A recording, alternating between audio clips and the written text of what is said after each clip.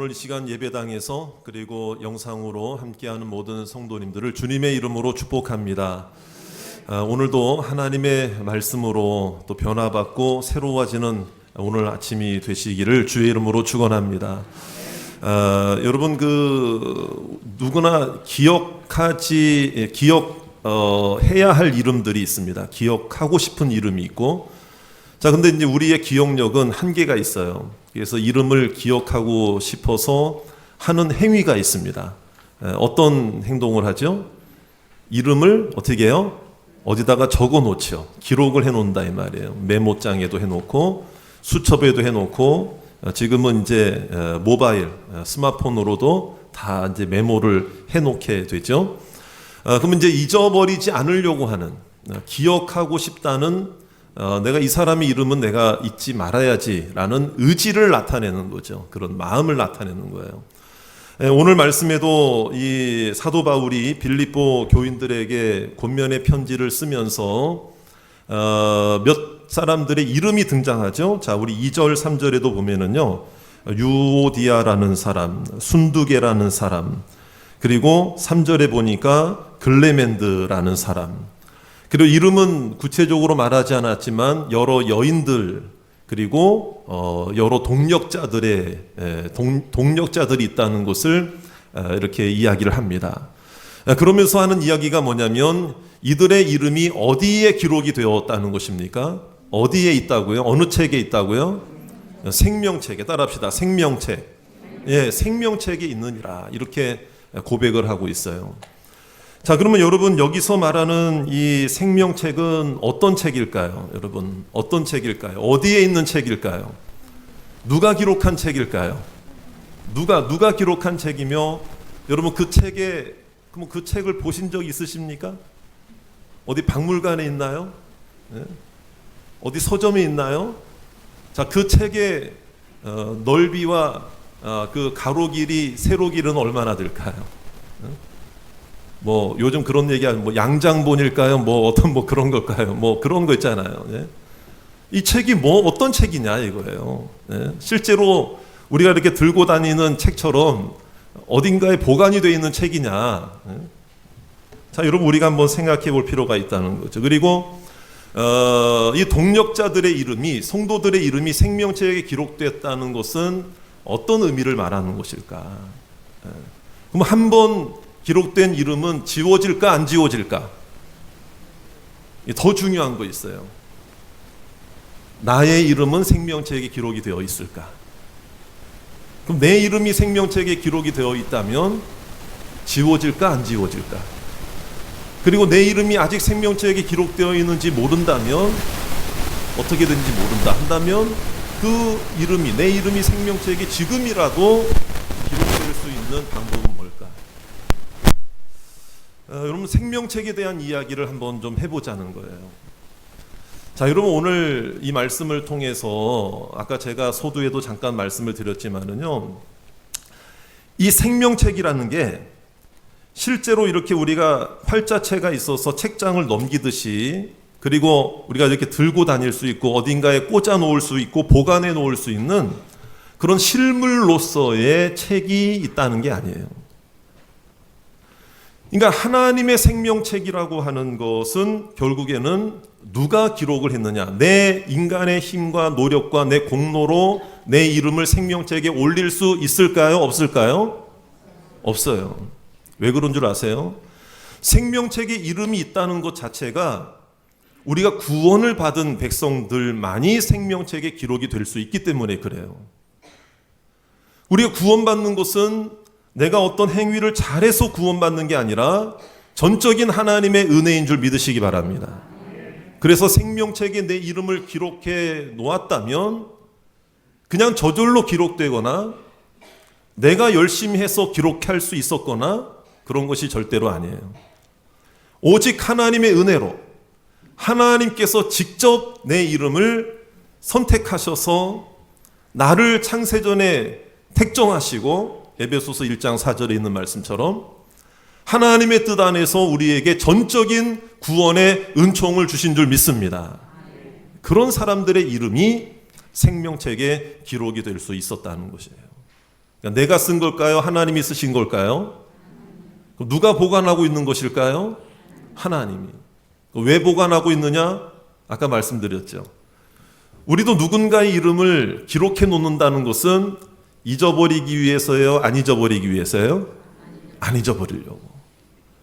그러니까 이 생명책이라고 하는 것이 어떤 실물책으로서의 어떤 그 형태가 갖추어져서 어딘가에 보관이 되어 있고 우리가 들고 다닐 수 있고 책장 넘기듯이 그런 실물로서의 책을 말하는 게 아니고 하나님의 뜻 안에서 구원받은, 믿음으로 구원받은 하나님의 백성들에 대한 하나님의 그를 잊어버리지 않겠다는, 한 번 택한 백성은 내가 영원히 놓치지 않겠다는 그 하나님의 구원에 대한 증표, 확정, 인정, 하나님의 의지, 하나님이 나를 기억하고야 말겠다는, 잊어버리지 않겠다, 빼앗기지 않겠다는 하나님의 심정임을 믿으시기 바랍니다. 어떻게 보면 이 하나님의 생명책이라고 하는 것은 우리가 좋게 표현하기 위해서 천국에 있는 생명책입니다, 이렇게 이야기할 수도 있어요. 그렇지만 더 중요한 것은 하나님의 마음 속에 있는 책이 바로 생명책인 거예요. 우리들의 이름이 기록되어 있음을 믿으시기 바랍니다. 내가 잘나서 내 공로로 그게 아니에요. 내 행위로, 내 열심으로 그게 아니라 오직 은혜, 따라합시다. 오직 은혜로, 오직 말씀으로, 오직 믿음으로. 자, 여러분 이 이야기를 얼른 많이 들어보셨죠? 종교개혁의 첫 시발점이 바로 원래 카톨릭의 사제였던 루터가 카톨릭에서 가르치는 걸 가만히 보니까 성경을 안 가르쳐요. 성경을 성도들이 읽지를 못하게 해요. 라틴어로 다 쓰여져 있으니까. 번역도 안 하게 해요. 실제로 영국에서 어떤 일이 있었냐면요, 그 당시에 중세 시대에 성경을 너무나도 읽고 싶고 자녀들에게도 가르쳐주고 싶어가지고 성경의 마태복음의 한 본문을, 몇 절 안 되는 한 본문을 어떻게 라틴어를 자기가 공부해가지고 영어로 번역을 해가지고 자기 자녀들에게 가르쳐줬는데 그게 발각이 돼가지고요, 모든 사람들이 보는 앞에서 그와 그의 자녀들이 화형을 당했어요. 이유가 뭔 줄 아세요? 어떻게 거룩한 라틴어로 기록되어졌고 라틴어로 기록되어져서 거룩한 교회에서 인정한 사제들만이 읽어야 될 이 교황의 전적인 권한 안에 있는 이 라틴어 성경을 감히 영어로 번역을 해가지고 이걸 읽었다. 이게 죄목이었던 거예요. 여러분, 이게 교회입니까? 이게 복음입니까, 여러분? 우리는요, 그 당시에 태어났으면 지금 다 화형당했어야 되는 거예요, 지금. 종교개혁이 일어나지 않았다면요, 지금도 우리는 성모 마리아에게 기도를 하면서 이 기도를 우리 하나님께 올려주세요, 이렇게 기도해야 하고, 사제 앞에 가가지고 고해 성사를 해야 되고, 성경도 몰라요. 안 가르쳐 주니까. 읽지도 못하게. 지금도 아마 한글을 우리는 익히고 있으면, 한글을 알고 있으면 라틴어 성경으로 못 알아듣는 말로 설교를 듣고 못 알아듣는 말로 성경을, 이 종교개혁이 일어나지 않았다면, 이 마틴 루터의 용기가 없었다면, 하나님이 마틴 루터를 통해서 95개조 반박문을 면죄부 반대, 교황권은 성경에서 인정하지 않는 것이다라는 것, 이런 것들을 이제 95개조로 딱 해가지고 비텐베르크 대학 앞에, 정문 앞에 딱, 그게 이제 종교개혁의 첫 단초가 된 거죠. 그래서 여러분, 종교개혁 1517년이거든요. 500주년 되었을 때에 이제 지금부터 한 6년 전이죠. 벌써 6년 전이, 5년 전, 6년 전인데, 그때 이제 루터의 일대기를 잠시 이렇게 영화로 만든 내용이 있어요.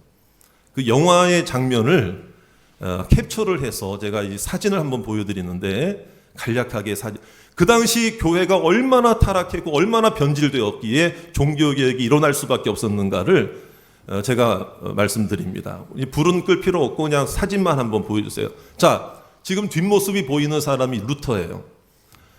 요 영상은요, 유튜브로 무료 영상으로 전체 영화가 다 올려져 있어요. 그러니까 루터 딱 치면은 무료 영화 보기 이런 게 있어요.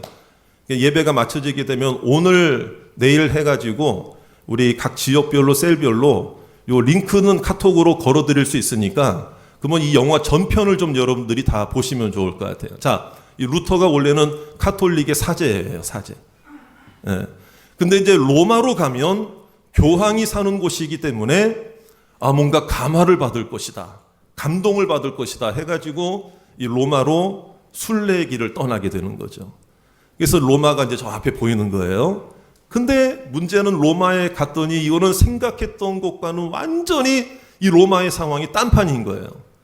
자, 로마에 들어가 보니까 어떤 사람들이 등장하는가 하면요, 어떤 액세서리 같은 거를 파는데 그 팔면서 뭐라고 그러는가 하면 이거는 성인들의 성상이고 목감기가 걸렸을 때는 세실리아의 이 성상을 사면은 들고 다니면 감기가 나을 것이고, 그 뒤에 보니까 뭐 사도 바울의 무슨 목걸이고 누구의 뭐 이런 거, 이름만 교회고 이름만 하나님을 이야기하고 성경을 이야기하지 완전히 이거는 삶도 없고 가치관도 없고 교리도 없는 미신으로 전락한 거예요. 그러니까 그런 걸 보고 이상하다 하는데 결국에는 이제 저 유골이 뭐냐면은요, 세례 요한의 해골이다 해가지고 막 그 앞에 사람들이 돈을 내고 그 앞에 막 엎드리고 절을 하고 막 하고 그러면서 옆에 있는 사제들이 뭐라고 해요? 후하게 내시오, 돈을 내시오. 지금 줄 서 있는 거예요, 지금요. 자, 그 다음 장면도 한번 보세요. 이제 그래서 우리가 잘 알고 있는 면죄부가 여기서 등장하는데요. 저기가 이제 거룩한 계단이라고 그러는 거예요.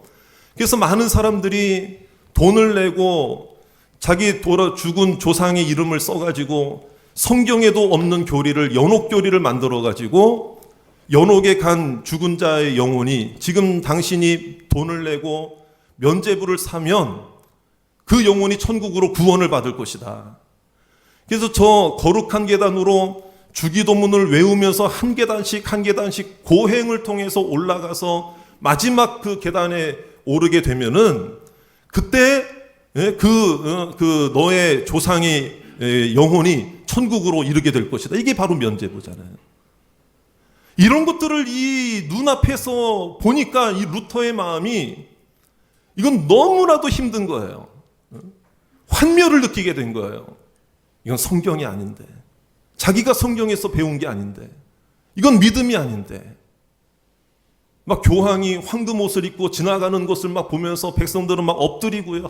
여러분, 성경을 그 당시에 가르치지를 않고, 그러니까 성경에 대해서 표현을 하려니까 왜 로마 카톨릭 옛날에 유럽 같은데 여러분 여행 가셔서 보시면 아시겠지만 유독 성당에는 벽화들이 많고 성상들이 많아요? 없어요? 성상들이 많죠. 그 이유가 뭐냐면 성경 안 배우고 그 그림들이나 보면서 성경을 알아라, 이렇게 하기 위해서 이 천주교회는, 그 로마 카톨릭에는 그런 게 많은 거예요. 마지막 그 계단 모습 한번 보여주면, 요거 있죠? 그 다음에 그 사진, 다음 사진 한번 보여주세요. 그 다음 사진, 예, 그렇죠. 요게 뭐냐면은 환멸을 느낀 마틴 루터가 이건 아닌데 하면서 마지막 계단을 올라가서 자기도 돈 내고 아까 요청했잖아요. 그 면죄부를 지금 구겨서 버리는 장면이에요. 그리고 다시 돌아와서는 나라도 말씀을 제대로 전해야 되겠다. 성도들에게 하나님 말씀을 믿음에 입각한, 그래서 95개조 반박문을 더 이상 참을 수 없어서 교황에 대한 도전권으로 딱 거기다가 붙이게 된 게 종교개혁의 출발점이 된 거죠. 그러면서 루터가 하는 이야기가 뭐냐면, 저를 따라 합시다. 오직 믿음, 오직 은혜, 오직 예수, 오직 말씀, 오직 성경. 자, 믿습니까? 저렇게 고행을 해서 뭔가 돈을 내서 내 행위로 내 구원을 얻는 게 절대 아니라는 거예요. 생명책은 그렇게 해서 내 이름이 올려지는 게 아니라는 것을 믿으시기 바랍니다. 오직 믿음, 오직 성경, 오직 은혜, 전적인 하나님의 은혜로서만이 우리의 이름이 죄인으로 지옥 갈 수밖에 없는 우리의 영혼이 천국에 들어갈 수 있게 되었고 우리의 이름이 생명책에 기록이 된 줄 믿습니다. 그럼 이 하나님의 이 마음이 어떤 마음이냐? 생명책에 기록된 이 이름을 결코 잊어버리지 않기 위해서, 빼앗기지 않기 위해서, 할렐루야, 그런 우리들에게 믿음을 허락해 주시는 거예요. 그러니까 아까 본 그 장면들은 삶이 없는 종교예요. 미신적인 신앙이에요. 그냥 그 자기의 행위.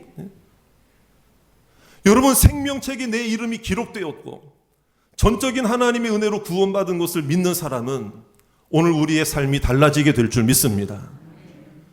여러분, 내 공로로 믿음을 취하자는 게 아니라 믿음으로 전적인 은혜로 구원을 받고 보면 하나님의 사랑이 느껴지고 깨달아져서 우리의 삶이 달라지게 될 줄 믿습니다. 그러니까 내 이름이 생명책에 기록되었다는 것은 어떤 종교적 형식이나 미신적인 어떤 일들을 통해서 내가 쟁취하고 내가 얻은 게 아니라 전적인 하나님의 은혜로 내 이름이 생명책에 기록된 것에 대한 감사함으로, 따라합시다, 감사함으로 우리의 삶이 달라지는 것을 말하는 거예요. 그러니까 내 이름이 생명책에 기록된 것을 분명히 믿는 사람은 오늘 우리의 삶이 달라지게 되어 있어요. 어떤 삶으로 이어지게 되느냐? 여러분, 내 이름이 생명책에 기록된 사람은요, 여러분, 기쁨으로 변화되어지는 거예요. 우리 4절 말씀을 한번 읽어보겠습니다. 4절 말씀 다 같이 4절 시작. 주 안에서 항상 기뻐하라. 내가 다시 말하노니 기뻐하라. 이거는 이 세상에서 얻을 수 있는 기쁨을 말하는 게 아니라 첫 기쁨의 출발은 구원의 감격이에요. 영적 기쁨이에요. 그렇게 되면 오늘 하루를 주님 앞에 살아갈 때에도 여러분, 이왕이면 기쁨으로 일어나시기 바랍니다. 기쁨으로 하루를 마감하시기 바랍니다. 우리가 오늘 하루를 돈을 잘 벌고 우리 그런 얘기 아니에요. 일진이 좋아서, 일진이 사나워서, 재수가 있어서, 재수가 없. 믿는 사람은 그런 얘기 하시면 안 돼요. 그럼 아까 이거는 성 세실리아의 목걸이입니다. 이거 들고 다니는 목감기가, 그랑 똑같은 거야. 일진이 사나워서, 재수가 없어서, 여러분, 믿는 사람들은 오직 은혜예요. 오직 믿음이에요. 오직 말씀이에요, 여러분. 어디 그런 세상 돌아가는 그런 이야기, 전설의 고향이나 나오는 이야기, 무슨 꿈을 봤다, 꿈에 뭐가 나타났다, 말씀이 꿈을 이기는 거예요. 또 다 들어보면은 또 어떻게 보면 어떤 분들은 막 그거에 또 연연하는 거예요. 그러니까 이 기쁨이라고 하는 것은요, 어떻게 돼서 기쁘고 이런 게 아니에요. 어떤 상황에도 내가 구원받은 것 한 가지만 생각해도 기쁨이 생기는 것. 내 이름이 어디 책에 기록이 되어 있다. 생명책에 기록이 되는데 그깟 오늘 하루 어떻게 잘 되고 안 되고에 우리가 이렇게 흔들리고 휘둘리고, 그게 아니란 말이에요. 그게 아니란 말이에요. 그러니까 여러분, 오늘 우리가 이 기쁨을 회복하는 것은 그 출발이 뭐냐? 내 이름이 생명책에 기록이 되어 있다는 것, 구원의 확신에서부터 이 구원의 기쁨이 시작이 되는 거죠. 하나님의 자녀인 것을 믿으십니까? 그 마음을 우리가 좀 붙잡고 나를 기쁘게 하지 못하는 모든 요소들도 이겨내시는 저와 여러분이 되시기를 주의 이름으로 축원합니다. 자, 그 다음에요, 5절 말씀 보세요. 5절 말씀 또 한번 읽을까요? 다 같이 시작. 너희 관용을 모든 사람에게 알게 하라. 주께서 가까우시니라. 그랬죠? 이 관용이라는 게 뭐예요? 관용이라는 게 성경적인 관용의 표현은 이제 넓은 마음으로 이제 이해를 하는 거예요. 그거는 어떤 거에 대한 이해냐? 바로 옆에 있는 사람들에 대한 용납의 마음이죠. 용납의 마음. 근데 주께서 가까우시래, 이건 주님의 재림이시거든요. 주님의 재림 신앙, 천국을 소망하는 거예요. 그러니까 우리가 이제 이 생각을 할 때에 이 관용을 베푼다고 할 때 단지 도덕적이고 윤리적인 의미가 아니라, 자, 나도 죄인이었지만 하나님의 관용을 받은 자예요. 할렐루야. 하나님의 관용이 없었다면, 하나님의 용서와 사랑이 없었다면 우리는 우리 이름이 생명책에 기록될 수 없었던 거죠. 그 사실을 알게 되면, 자, 옆에 있는 사람도 꼴배기 싫게 보이는 게 아니라 예뻐 보이게 될 줄 믿습니다. 이게 이제 관용이라는 거예요. 나도 사랑을 받았으니 이 사람도, 옆에 있는 내 형제도 자매도 우리 가족도 예수님 때문에 하늘의 생명책에 이름이 기록된 줄 믿습니다. 이걸 우리가 깨닫는 거죠. 그러니까 이해라고 하는 것은, 여러분, 주님이 다시 오실 걸 기대하고 이해를 하는 거예요. 여러분, 주님 다시 오시면은 리셋이 되는 거예요. 리셋. 이게 천국에서의 삶, 하나님 나라의 완성은 여러분 영원한 삶이 이제 계속되는 거예요. 이 땅에서 영원히 살 것 같아요? 천국에서 영원히 살 것 같아요? 천국에서 영원히 살 줄 믿습니다. 그러니까 지금 이 땅에서의 삶은 천국의 삶을 연습하는 시간이에요. 저를 따라 합시다. 이 땅의 삶은 천국에서의 삶을 연습하는 시간이다. 여러분, 연습할 때 잘하고 싶어요? 이왕이면 실전에서 잘하고 싶어요? 실전에서 잘해야죠. 그렇지만 이 연습 시간도 잘해야 돼요. 천국을 연습하는 시간이에요. 이게 바로 관용. 주님이 다시 오실 걸 믿는 사람은 옆에 있는 사람도 이해하고 품어줄 수 있는, 또 기다려줄 수 있는 그런 저와 여러분이 되시기를 주의 이름으로 축원합니다. 자, 그 다음에 생명책에 이름이 기록된 사람의 삶은 6절이죠. 자, 6절도 한번 읽어볼게요. 6절입니다. 시작. 아무것도 염려하지 말고 다만 모든 일에 기도와 간구로 너희 구할 것을 감사함으로 하나님께 아뢰라. 따라합시다. 염려하지 말고. 그러니까 이거를 내 입장에 생각해 보면, 다시 한번 저를 따라 하실까요? 염려하지 않겠습니다. 기도하겠습니다. 이거예요, 여러분. 성경에서는 염려하지 말라 하셨는데 이것이 나와 관계 없는 말씀이 되면 안 돼요. 여러분, 염려하지 않겠다고 작정하는 순간, 주님께 기도하는 순간 정말 신기하게도 그 염려가 사라질 줄 믿습니다. 하나님의 역사거든요. 여러분, 기도와 간구라는 게 이제 어떤 의미인가 하면은, 기도는 대화라는 의미예요. 대화. 하나님과의 대화. 간구는 요청한다는 거예요. 그러니까 하나님과 대화만 하는 게 아니라 하나님께 우리가 이 땅에 살아가면서 영적인, 육적인 필요가 있을 때에 다른 신과 있지도 않은 그 허상 앞에 가서 우상 숭배하고 우상 앞에 절하는 사람들처럼 다른 곳에 소망을 두고 다른 곳에 요청하는 사람이 아니라, 우리는 필요한 게 있을 때 살아계신 나의 아버지께 요청하는 사람임을 믿으시기 바라요. 그게 생명책에 이름이 기록된 사람들의 특권이에요. 하나님의 은혜인 줄 믿습니다. 왜 다른 데서 손을 벌립니까? 왜 세상에 손을 벌리고 우상 앞에 손을 벌리느냐?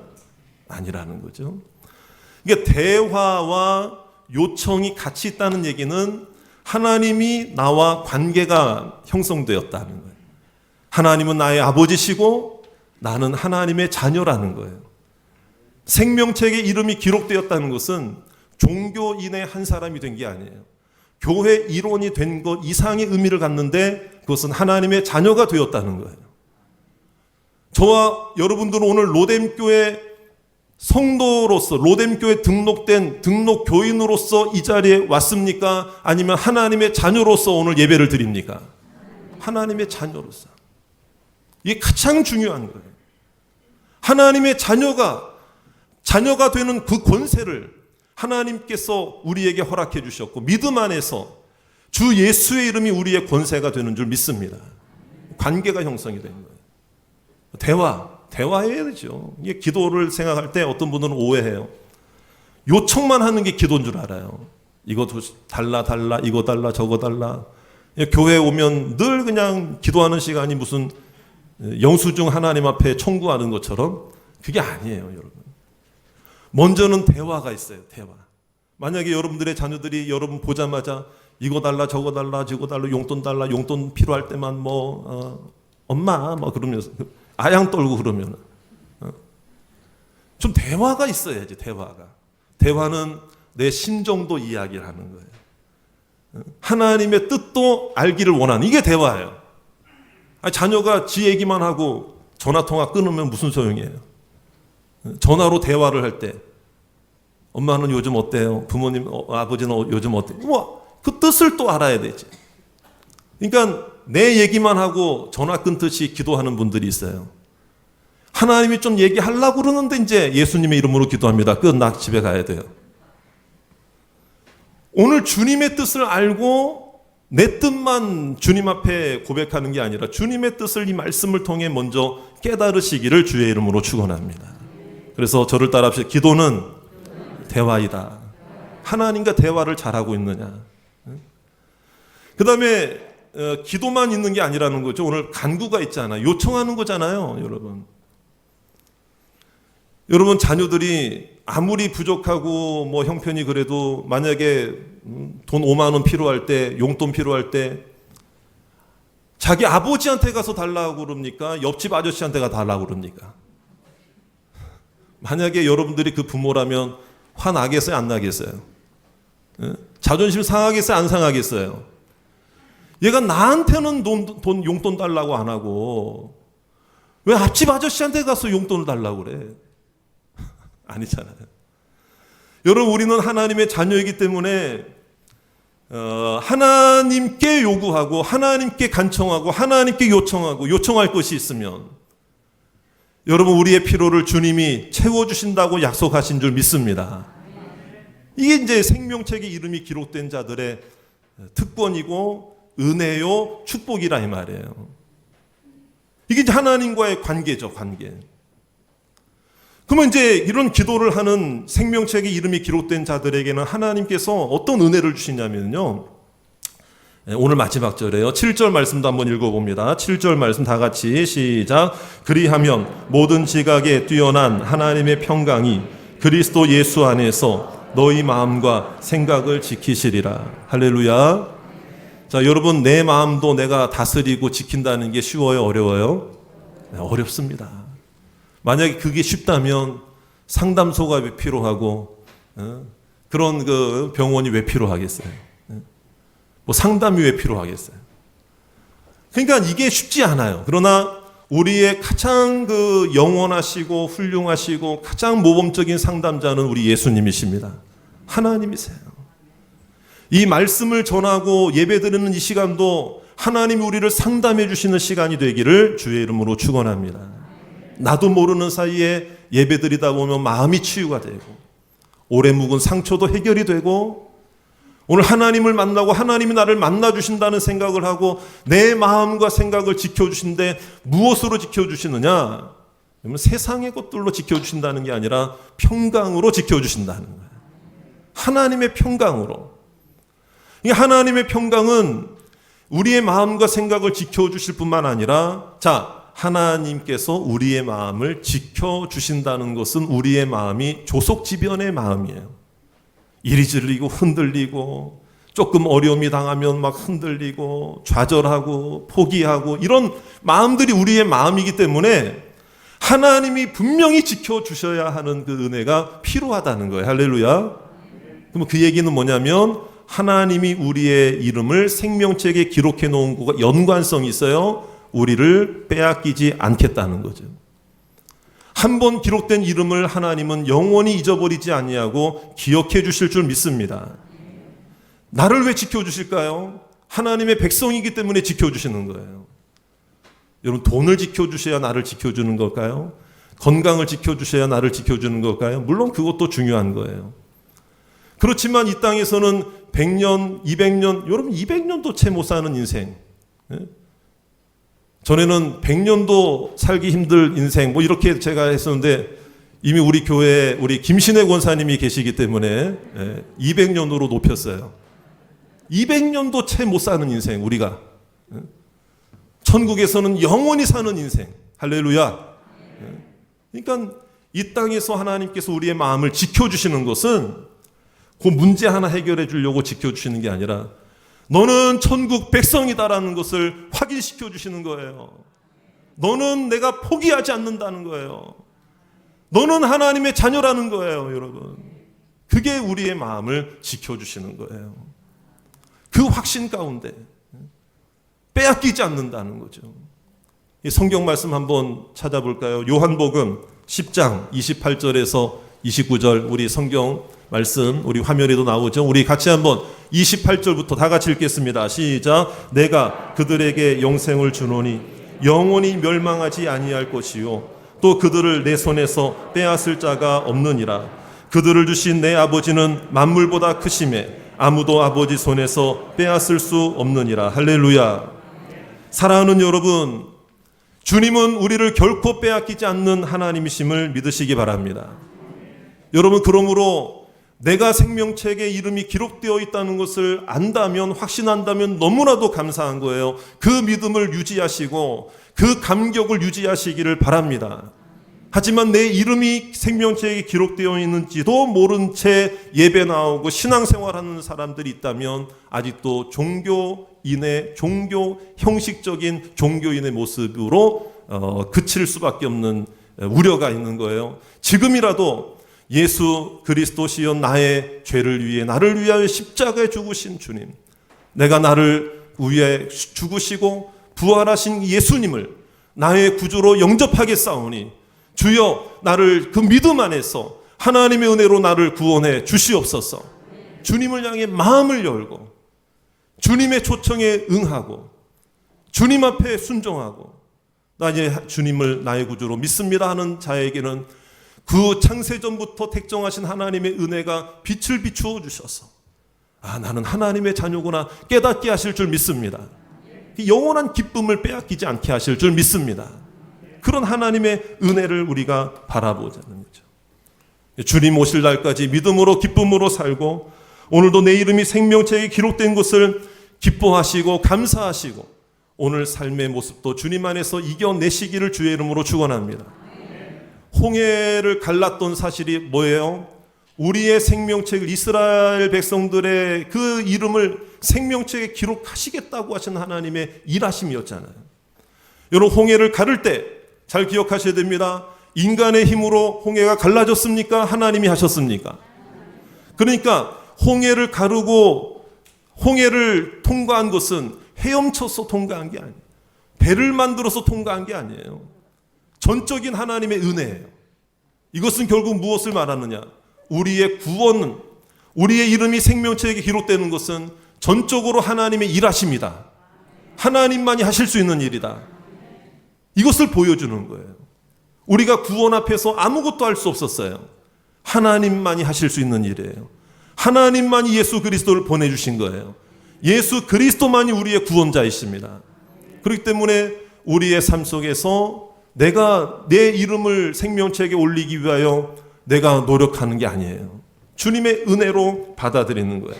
그런 것처럼 하나님의 생명책에 이름이 기록된 자들은 오늘 하루의 삶도 하나님이 일하실 줄 믿으시기 바라고 오늘 하나님의 은혜를 사모하시기를 바라고 하나님의 생명책을 사모하시고 우리를 포기하지 않는 하나님, 나를 빼앗기지 않는 하나님, 지금도 따라합시다. 지금도 나를 위해 일하시는 하나님, 그 하나님을 믿고 의지하시기를 주의 이름으로 축원합니다. 축원합니다.